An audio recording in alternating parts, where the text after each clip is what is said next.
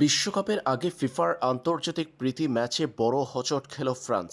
স্পেনকে রুখে দিয়েছে Iraq. ২০২৬ football বিশ্বকাপে সবচেয়ে বেশি ফেভারিট মনে করা হচ্ছে ফ্রান্স ও স্পেনকে। টুর্নামেন্ট শুরুর আগে ফিফার নির্ধারিত প্রস্তুতি ম্যাচ আন্তর্জাতিক প্রীতি ম্যাচে হোঁচট খেল বিশ্বকাপের এই দুই হট ফেভারিট দল।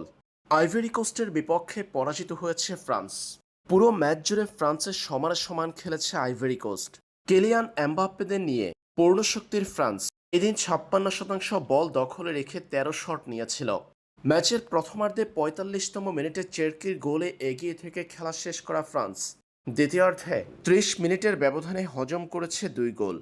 ৫৩ ও ৮৪তম মিনিটে গোল হজম করে পরাজিত হয়েছে ফ্রান্স, বিশ্বকাপের আগে যেটি তাদের জন্য বড় ধাক্কা।